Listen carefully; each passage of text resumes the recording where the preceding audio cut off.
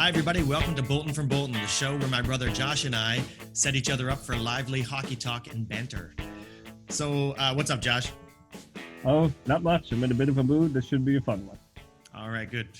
I want to bring up something before we even start. On the first show, I referred to Cole Harbour players Sidney Crosby and Nathan MacKinnon, and then you called me out for not mentioning Joe DePenta. You're like, oh, I also want to mention Joe DePenta, Stanley Cup winner. And I was like, oh, and I just want to say to the big bunny, sorry, buddy. I wasn't just, my whole mind wasn't, I'm naming players, NHL players that come out of Cole Harbour. I just had the t-shirt on. They had Nate and Sid there. I just said it, right? And if I start doing that, I was going to go down a whole rabbit hole and get into trouble. But I do wonder anyway, shout out to Paul Mason from Top Shelf Hockey at Cole Harbour Place. Where is the Joe DePenta Stanley Cup winning t-shirt that I could have maybe? Or if there was one at that time, what about Josh, who brought me that shirt when he came to visit in Korea last year? Why don't you bring me the Joe one? So in any case, I'm just working on deflecting responsibility here for my failure. Okay, guys. But anyway, Joe, of course, Big Bunny. And you know what? Why do we call him the Big Bunny? It just naturally comes out. It's because, you know, when he took off his first couple strides, it'd always be like this big hop, a couple hops this way and that way to get going and really start chugging. Now they'd be like kangaroo leaps for people like you and me with short legs, but he's a big dude. But it was just looked like it was the bunny. So I just call him the Big Bunny all the time, and I can't get over it. And of course, we saw Joe at our father's funeral this October, and you know, it was just great to see him. So of course, I'm never forgetting Joe DePenta out of Cole Harbour. You kidding me? And speaking on this point of Cole Harbour, I want to add something to it. I was, several years ago on my Korean beer league team, I was in the dressing room and one of the players asked me, "Hey, Bolts, where are you from?" And I was, "I'm from Cole Harbour." He was like, "What? He goes, "Was there something in the water there? What's going on in Cole Harbour?"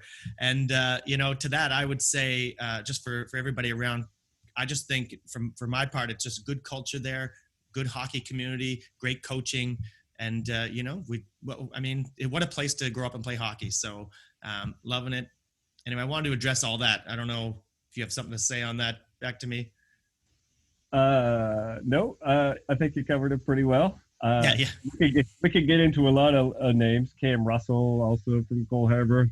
I mean, Yes. there's a lot of pride there and a lot of good hockey players. And we had some pretty dominant teams in minor hockey. Just some good names that come out of there. Yeah, what fun. And that's the whole point for me is like, I just get so dangerous trying to drop names because you get in trouble because who didn't you name? So just be careful with all that. And throughout the show, I mean, already I can see a lot of the people responding to the show are familiar names from not just Cole Harbour hockey, but hockey from all over the place and beyond hockey. I mean, connected somehow to hockey, but it's just really great. So, I mean, occasionally we're definitely going to be referring to certain people all the time. And it doesn't mean we're not thinking about the other ones. So. And I flicked the TV on the other night, and what comes on? 2006 Game 3, Ducks Oilers, and there's Joe DePenta on the TV. Now, it didn't work out so well in 06 for him, but certainly in 07 he got his revenge, hoisted the cup. So it was fun to watch him on the TV again, too. It just happened to come on. What are the chances? All right, great. One of the first questions we're going to take up today is one came from our sister, Taryn, on YouTube. She was asking about what do the Leafs have to do to reach their full potential, and how would they fare better without the Leafs Nation scrutinization? So, I mean, I've already been talking a lot. I don't know if you want to start on this one. The Leafs get talked about a lot. Now, I know you're not in Canada, and it doesn't matter where you are in Canada. It seems like they get talked about the most, and it's not just lately. It's been forever shoved down our throats. We're talking about think about when Sunday Shopping was out and they were asking head coach, "Hey, Pat Quinn, what do you think about Sunday Shopping?" Like, that just seems to be what TSN does. Anything that would come up in the world. The Iraq War. "Hey, Pat Quinn, do you think we should go to the Iraq War?" Whatever it was, or whoever the coach was at the time. Like, they always just, what do the Leafs have to say about this? Like, we don't care. The culture there is out of control, and they seem to think that. And every player that's ever played in the NHL, according to anyone, has always wanted to end their career in Toronto. Like, it's just he's always wanted to end his career in Toronto. The free agent, maybe they'll get him, and that's back when they did sign a bunch of free agents, they thought the way to win was to sign every 38, 39-year-old player ever played, because they always wanted to retire in Toronto. And that didn't work out so well for them. So it's about friggin' time that, yeah, Shanahan came in and changed the culture, and things are pretty good. But again, like, oh, it must have been Mike Babcock's fault. That's the only thing holding them back. And then they got rid of him, and everything went well for a second. And then again, it starts to go down, and it's like, well, who are we going to blame next? That's the Toronto culture. Always pointing fingers, but always having an opinion on what everyone else is doing. And it's not Toronto's fault. It's not Toronto's fault. Like the Maple Leafs themselves, that organization. It's the media and the hype and everyone being obsessed with them to the point where you're always hyper focused on. So if we could just let them be for a little while and let things develop there, like we said last week, they have a darn good team, and you'd never know it. Like everything is all about, ooh, what's the next thing that's going to go wrong in Toronto? What's the next thing that's going to take them over the hump? And why didn't that work? Like it's always just such an up and down. There's never an even keel for those guys. Like let them play, let them be, let them develop. Let's enjoy them. Enjoy the team. Yeah, you hit the up and down for me. Now let me give you a little bit of something. Back in maybe 2005, I spent several months living in Toronto, and this is back. You got to remember, this is back before social media and all that stuff. So, or very very little of it, if any. So I didn't really know much about it. And then when I was there, the media coverage, like I said, every day it was, what do you think of, what did you do on Sunday? But it wasn't like, but really it was like, every game seemed very dire. So at the end, Pat Quinn was just sitting there kind of going. I just saw him constantly working to protect the players. It seemed like he had to protect everybody in the room and the whole thing all the time because they were just so up and down. And I thought, I didn't know that it was like, I know we get a lot of media in the East Coast, but I didn't know it was like this. And I was like, no wonder they don't win. That was my first impression back in the day. And since then I've said it over and over again. And I know we got, I know some friends I can hear right now watching this, particularly who are going to be upset, and people in general. But I think that overall there's something going on in Leafs Nation that puts a lot of stress on players and makes it difficult for them to play. It's like every play, every game, it's like every play. So if the game's going well and they score the first goal, it's the greatest thing. Everything's going well. They win the game. And then everybody's very happy and excited and thinks, they start, planning the parade route and all that. And then the next game, if they don't win, it becomes like, it's almost like a playoff series where the next game is such a big, this is during regular season I'm talking about. The next game, they're kind of be like, what's going on? What's happening with the team? We were looking forward to this year, but now this is happening. And I think that for the most part, a lot of pro athletes know how to manage their emotions. That's why they're pros. And a lot of fans don't. That's why they don't make the pros, right? But somehow there's that combined with the extra passion involved in Toronto that makes that the players can feel it at every shift. So if something's kind of not going well, you can feel the energy in the building. And the idea that I'm going to have to answer for this, just like I didn't back check or something, and they scored a goal, and that's going to be the big story tomorrow that I didn't, didn't put in the effort or something like that. And that's going to play on a guy. Whereas in another market where they're just kind of, looking at maybe say 10 game stretches and before they start getting upset or nothing, then the players don't have to play with that pressure, if you understand what I'm saying. So there was something interesting. I remember when Dion Phaneuf was traded to the Leafs. And he strolled in. The story was that he strolled in and immediately changed whatever music they were listening to in the locker room. Says, you know what? I'm the DJ now. I'm the new guy. I'm playing what I want and deal with it. And, the interesting comment, I'm not in the locker rooms, obviously. I don't know a lot of people that have ever played on the Leafs, so maybe that's true, maybe that isn't. But one of the comments that I remember reading about it was really interesting was, what does it say about it doesn't say anything about Dion Phaneuf that he would do that. It says more about what kind of locker room the Leafs had, that he was able to just walk in and say, hey, this is my ship now, and I'm going to play what I want. And nobody even said anything or whatever. Like, how deflated was that room at the time? If someone came into our Dartmouth Subway's room in Midget AAA, shout out to all those guys, and came in and tried to change the station, he'd be laughed out of the room pretty quickly there. We had our common music that everybody wanted to hear, and that radio is actually pretty famous when you go to the reunions and hear a lot of the guys talk about that radio and how it had to be replaced once when it got smashed in a funny incident, but that's another story for another day. But it was very important to have that radio there, and it represented a lot. And the guys actually talk about that for years. And I'm sure if somebody tried to come in and mess with it, just a new guy, and just play what he wanted, I'm sure he'd have an earful. So for Dion Phaneuf to be able to walk into a locker room of the magnitude of the Toronto Maple Leafs, where I remember watching a regular season game, the last game Montreal and Toronto were playing a few years ago, and it was the very last game of the regular season, like they always do, and they weren't neither of the teams were in the playoffs, and Jim Houston commented, "You can get playoff tickets in Tampa Bay for $20. You can't even get a beer for $20 in this building at Air Canada Center." So that's the kind of pressure they're under and the kind of support they have, but what comes with that support. And then meanwhile, in the locker room, you got a guy just come in new to the team, and he changes everything, and just like that. So I don't know. That's what I want to hear. Like, if you got that kind of support, you can see how passionate everybody is. If we can channel that into something positive, as to be more kind of even keel, as you say, and consistent support, and kind of what I would call a more optimistic view, just something that you constantly look at the good and constantly try to nurture the good and make it into something stronger, then they would have a lot more success. And I think that people just get a little too up and down in a short term.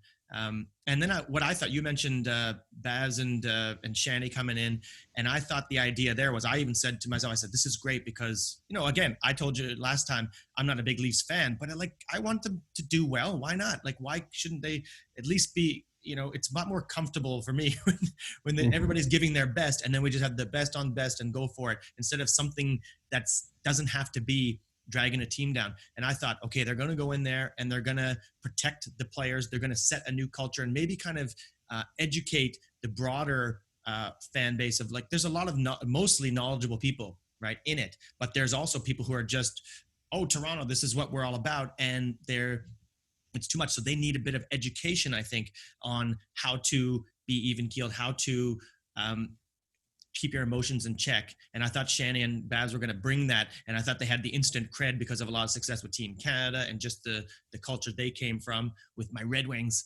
And look, we're struggling over there, guys. So you can come back and make fun of me all you like. But I thought that was what was going to be happening. And then you saw that things swallowed them, like swallowed Babs for sure. He's gone, right? I don't know what Shanny's still trying to hang on. And then they bring in these young guys, the young coach, the young GM, and they're trying to appease the crowd that way. And it's like, but then people are all up and down. They love Sheldon for 2 seconds because he comes in with this fresh energy. They're flying for a few games. Again, a few games. It's it was all about this. Now we got the whole thing sorted. And then they lost a game, a couple, right? And all of a sudden it's like, oh, what's the pretty big problem now? So I just see that. I don't see that in any other place. And I can't imagine, if you're playing there, how you can deal with that kind of thing.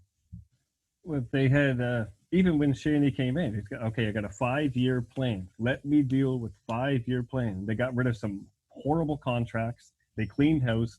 Everything was going according to plan. So well, in fact, that they were doing better after 2 years than they predicted. But instead of being happy with that and saying, ooh, we're well on the way to 5 years, let's just keep going at this pace, they were like, oh, well, we're really good after 2 years, so we may as well change everything. Go for it now. The crowd's, ooh, 5 years. We don't need 5 years anymore. We're going to win right now. And, like, you just shouldn't do that. Like, you got a lot of up-and-coming stars now. And we saw what happened. I'm an Oilers fan like you. You're a Wings fan. They're having a hard time now. Think about what it was like for an Oilers fan. And then you get Connor McDavid. Now, I wasn't thinking, okay, we got Connor McDavid. We're going to win everything. No, there was a lot of things that had to change there. And it took a long time for them to make the changes that they needed to make. And they're starting to get to the point where they're super competitive.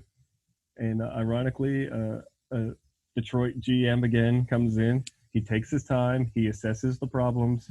He's sorting it out. And I'm going to give him the Kenny time. Holland, a.k.a. Liam Neeson, as I call him sometimes. I hear people say, like McDavid's career, he's 4 years or whatever into his career. You're wasting his career. But Ken Holland isn't 4 years into his rebuild. So we can't ask Ken Holland to do things just now, like right away, drop everything and make the changes that we feel are. He needs to assess, come up with his own plan, and people need to buy into it. And guess what? I would say the Oilers are buying into it, and they're actually having success now. They're fun to watch again, and they're putting the right pieces in place. So they're not setting themselves up for 1 year, 2 years, or even 1 month or 2 months to appease their fan base or the people that are putting pressure on them. They're saying, no, this is our plan. This is what we're trying to accomplish. Give us the time to do it. And I think people are more than willing to see that happen.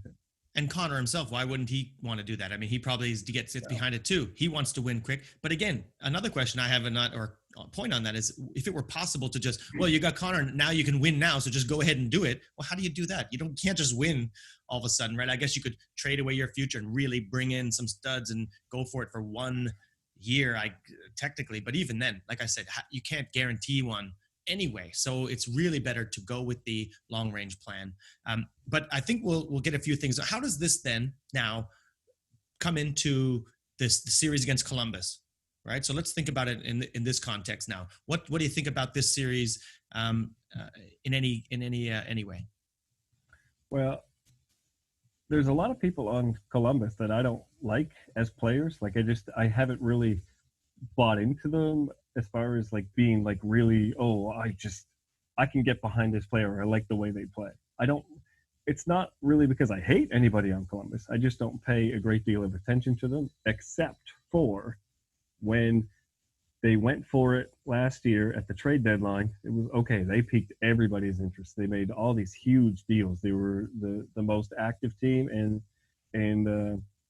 with the biggest moves. And so all of a sudden we wanted to watch them. And then they went on a losing streak right after that. And it was like, I remember tweeting, like, imagine going all in on the playoffs for 1 year and then tanking like right before. But then they got in, they pulled off the big upset. It was actually a fun ride. And if you don't want John Tortorella in your league, then you're not watching the right league, because he's just awesome. It's all about, and like you said, it's all about him. And you could say what you want about that, but like I said, I wasn't paying attention to the players, but I was paying attention to Torts, and the players could just go be the players. And whether they succeeded or not, you were getting John Tortorella in the press conferences, and it was a beautiful thing to watch. So the Columbus could figure themselves out, and he was taking all that away from them. And then same thing this year. They came back. They're having a great season. They're fun to watch, and they look like they can do some damage. I wouldn't want to face them. They're a team that I wouldn't want to play against. And as a player, if you've got someone like Torts who really knows what he wants and what he wants you to do, I think that's the best thing. I always like to say that I don't want to be. I've actually had experience managing. I got pushed into managing my some soccer team here for 1 season, and I think I got us relegated or something. And I was just a nightmare choosing the team and getting everybody. We had some trouble getting players, but honestly, I just hate that role totally. I want to be a really effective player on a team that's managed very well. That's my favorite role in business, in anything in sports. And so if I had someone who said, Matt, the best chance we have to win is for you to be a third line checker and whatever, I'll say, guess what? I'll be the best third line checker. And I think that's what they're doing in Columbus. And they don't have anybody who's saying, well, I'm supposed to be this and I'm supposed to be that. Torts runs the show, and they buy in, as they say.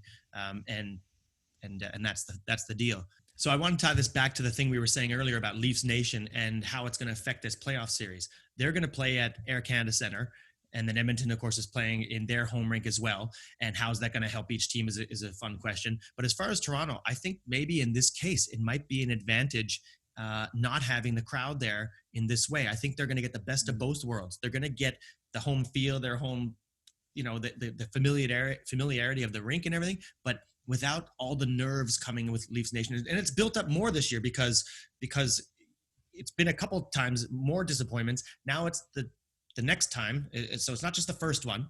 And then you've got this dangerous Columbus team who just, swept Tampa Bay last season coming in, and there's all that. And I don't know if people can know how to control it. So if they got, Columbus came out in the first game and dumped it in and just pressured them and then somehow scored the first goal and kind of shell shocked them, the crowd would feel it, and the Leafs would feel like, oh, if we don't come back on the next shift and make it all back in this period, then the whole series is over, because that's what they think.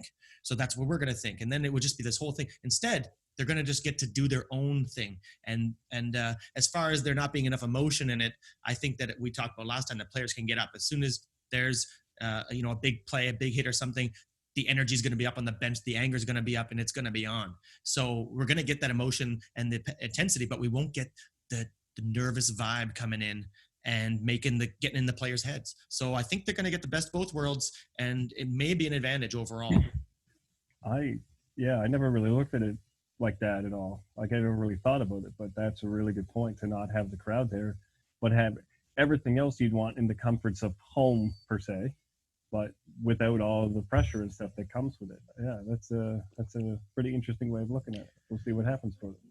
All right. Well, we've got a lot on that point. There's obviously loads to say on that, and I'm sure we're going to hear from you guys, and I hope we hear from you, right? So get to the comments and tell us what you think of all that. I want to go on to this Seattle expansion team, and I don't want to go too deep in everything, but just basically, what do you generally think of the logo? What do you generally think of the name? Anything at all on that? Do you want to start with that one, Josh? The name, I admittedly had to Google, like, what is a Kraken? Honestly, I didn't want to be that guy that would have to ask. But you never seen Pirates of the Caribbean? Well, I did, but I don't know. I never really thought about it. I don't know. Okay. Maybe I'm stupid. I don't know. I've seen Pirates of the Caribbean, but I never really picked up on the Kraken part.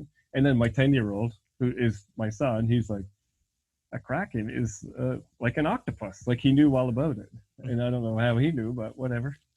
Maybe he picked up on that. He watched Pirates of the Caribbean and loves it. That was his favorite ride at Disney and everything. So maybe he paid more attention than that. I don't know. But anyway, the Kraken, I'm fine with it. And then shout out to my former goalie, Mike McLean, at the community college team, because, of course, all the jokes now have been said, but he was one of the first ones that I saw on his Facebook, and I tweeted it out. He said, like, if they don't call their home rink the Crack House, there's something wrong with them, right?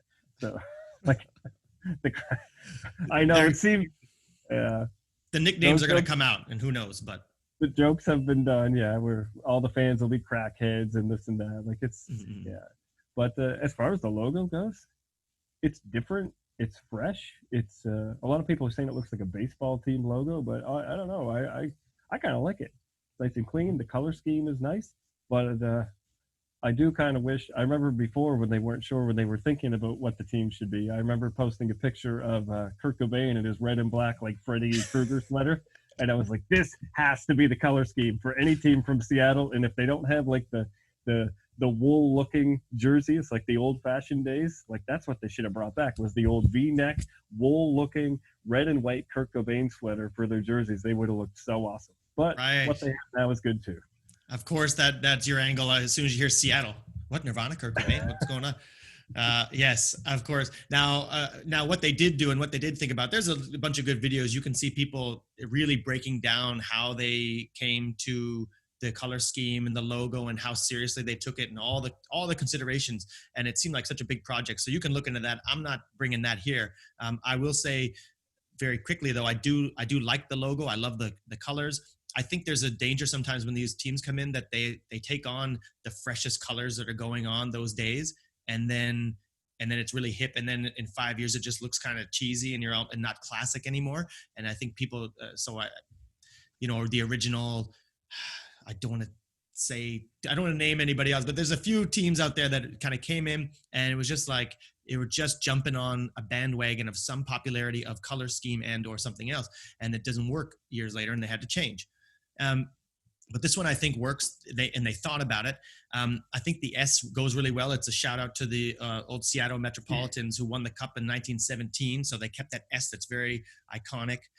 They kept it related to, it's a marine city, right? So a coastal city. They have the Seattle Mariners in there. So they wanted to go with something to do with that. We've seen that Halifax. We had the Windjammers back in the day, and that's a sailing ship. The Nova Scotia Clippers were a popular team. That's another ship. Kind of shout out to the ocean culture, and that's what Seattle's doing. They want to bring people in, and they're keeping it something to do with the ocean. And the Kraken is a kind of mysterious thing. It pulls your opponent in. It sounds pretty threatening, like it's, the Kraken was a horror. If you watch that movie again, those pirates, as soon as they heard the Kraken was real and was coming, they just game over and they were horrified. So you bring that in. And I just think it looks cool. Like, I don't know why anybody in Seattle wouldn't want to get down with wearing that and being proud walking around wearing it. And even people who are not from there, I might get some Kraken gear depending on what players are on it, right? You know, who knows? So I'd want to play. There was something like, I think it was a couple days ago. Anyway, somebody put something about congratulations, Seattle Kraken, you now passed Toronto Raptors for the worst name in sports. And first of all, I'm thinking Raptors is a great name. We can talk about that in a second. But there was someone named Katie Smith on Twitter that said there's literally baseball teams named after socks. So I thought that was great. Like, how can you make fun of the Kraken? Right? I mean, yeah, or the Raps. Are you kidding me? Like yeah, there's some. We could go on. I guess we have to maybe do a little bit of thinking about this before we came back. We go on and maybe we'll come on another segment and do the worst names in sports that are like names way worse than Raptors or Kraken, because there are some brutal ones out there. So give me a break. I think we'll do one final one here. Let's try to go for this 5-on-5. You saw on where'd you see it? Anyway, it was Kane. Yeah, you go. It was on the NHL Facebook page, the actual NHL one, like their official page, and it had who would you take 5-on-5, 5 Patrick Kanes or 5 Leon Draisaitls against each other, playing against each other. All right. So it's just kind of funny. We were talking about Austin Matthews and Draisaitl, and now we have Patrick Kane versus Leon Draisaitl. Yeah, right. Okay, well, and it is Edmonton, Chicago coming up in the first series, so they got that going. Well, if I were looking at that, I mean, it's a pretty tough one. I mean, all these things, before I go on, I'll say that anybody could come back and there's be all kinds of arguments one way, and I could take them, and then arguments the other way, and then I would take them all and go, yeah, and ultimately maybe change my mind or something, a mind of which I don't really have. I'm not fully committed. But I would say that it would be awesome, first of all. But the other one, too, is they're both going to be obviously pretty good, because I think you're going to have to consider them playing the D position as well. And what it takes to play defense, if you're an offensive player, is the smarts, being a player, knowing the game. And I think ultimately I can picture both of them being very good defensively. You imagine Leon Draisaitl and defense. It's funny, when I didn't mention this last show when we talked about them, but Leon Draisaitl does give me, when I look at him, I feel a lot of Pavel Datsyuk in him. And Pavel's my favorite player after Sid and Stevie Y all time, right? But Pavel's been my favorite player for many years. I just love watching him more than anybody. And and I thought Leon has a bit of that kind of thing. He's just he kind of moves the similar way and has some similar skill set. A mind of him, his release just can take away, very aware defensively and all that. So I could see him being very effective. But Patrick Kane is not a ineffective defensive player. Now, what I think is interesting about this is the actual defense, like coming back and the guys coming on you. If I imagine one of them doing that, you can imagine like Patrick Kane maybe getting beat, like Leon would just beast him over and go around him and he wouldn't be able to. It's really hard when you're not used to it. Like, I can play defensively well, but one-on-one, it's, maybe a guy can make me look silly. And so he might do that. And then the other way, I could imagine Patrick Kane making anybody look dumb. You know how it is in the game when you have the puck and you recognize it's a forward back there. You just go, yep. If I'm going at that guy. I don't even have any moves, but I would just fake inside, go outside, change the speed, and see you later to that guy. Sorry, right? You're not a D. You're not used to it. So Patrick might be able to take advantage of them that way. But overall, I'm just looking at the whole thing. It's just smart players on smart players, great skill sets. What are you going to do? Like, I don't know how you can call this one. I need to hear more arguments. Why don't you give me a couple? Well, I think it would just be like our old T-ball games. They'd say, it was a tie, 17-17. Because just you always got to go around the base. And I think that would happen when with these guys, because who's going to take the puck off the other one? No one can stick handle like Patrick Kane. You're not getting the puck from him. But you can contain him physically, but you're not stealing the puck from him. So he's just going to hang on to it until you finally make a mistake. And Patrick Kane, try as he might, is just physically not capable of handling Leon Draisaitl, I don't think. So he's not going to get the puck from him either, for two different reasons. But they're both just going to have the puck. It's going to be like they're just going to go down and score. And it was funny that you say about the defense, because someone on Facebook did comment, well, they're just going to go down and score on each other because they both suck defensively. So it's kind of well, I thought they were good defensively, just not good as skating backwards and one-on-one. What they are Yeah, like I'm sure there's going to be people with advanced stats and analytics and all that say they're not great defensively. But we're talking about in a one-on-one situation. Are they good enough defensively, skill-wise, to have body position? Are they good enough skaters to contain? So yeah, I think you're exactly right. In a one-on-one, trying to be a defenseman, I remember Denny O'Coy in the Halifax Forum. I was caught. I don't know how I was caught at the red line. D had pinched in or something, and I was going backwards. I didn't make it to the blue line because he was already around me, and I can't remember if I fell or no, but I'm pretty sure I fell when he went around me because he deked me out so bad. So I just reached back, hooked onto his leg. He dragged me about 10 feet till I pulled him down, and I just went to the box going, thank God I got a penalty instead of getting scored on. Oh, you went to the box. That used to be half okay, I thought, when you're just hanging on to a guy as he's going around you. But certainly not these days. I think I got the penalty more for my, not the takedown, but because it was so embarrassing, my defensive skills at center ice. Yeah, so you took him down then, right? Oh yeah. Hey, I heard Kevin Bieksa on talking with I forget who he was talking with, but he was on one show and he was just saying that if you got around and they're even showing a highlight of him doing it, and he just took a hack at a guy and took him down. It was like, if you do that, you're not going to get to the net. I'll take a penalty. So I mean, good play. I would say ultimately this thing. I have a question now. Who are their goalies? Right, that might play into as a factor. So. It might come down to that with me because I can't really make a call on this one, but it's fun to talk about nonetheless. All right, Josh, well, let's call that a wrap for today. I just want to make a comment to everybody here. Please leave comments and questions right in the YouTube comments section. If you ask questions about something, we might take it up on the show. We very likely will take it up on the show, and it's very helpful for us. I'm just really enjoying seeing everybody through the comments as well. It's like being on Facebook where you share, you put out a post, and then people you haven't seen in a while come back and say something about it, and it's a way to connect. And I find this is kind of like that, except we're right in your face talking about it. And the people we're reaching at the moment, it's mostly people we know, and the people who we know are from so many various circles too, which I really like. Like, it's Josh has his circles, I have mine. A lot of them are common circles, but I've lived in Korea for 18 years. I have other circles. We've played in different cities throughout our lives and careers. Different people from many cities and parts of the world have played on our teams. So we're reaching out through so many things, and we're all connecting here now through hockey, which is what sports are all about and what I love so much about this. So I'm really enjoying the comments so far, and I hope I get more. A small point too is about ringing the bell on the YouTube thing. If you ring the bell, you'll get notifications for the next while. We're going to be publishing this irregularly, so you can't just expect, Wednesday it's coming, and I know it's, who knows when it's coming. So you'll want to get notifications that way. I also have a quick concern about the length of it. I'm just curious what people generally think. The more people who give us feedback on that will help us decide whether are these too short? Are they too long? Does it sound pretty good? Is this comfortable? We want people to think that it's something you want to check out every time it comes up. So I think a length is a key issue. Please give us feedback. As for comments on this, tell us what you think about Leafs Nation. Is it toxic? Is it good? I mean, do you want to punch me in the face now? Let me know what's going on. What do you think about Seattle's logo, the Kraken, and the color scheme? And what do you think, Kane or Draisaitl 5-on-5? So again, guys, I'm really enjoying it. Thanks for listening in. Josh, you have anything to say on that? No, you're like you said, it's a lot of people we know, and that's great. We love hearing from you. And if you don't know us, get to know us. We're a lot of fun. Right on. Okay, guys, we'll see you next time then.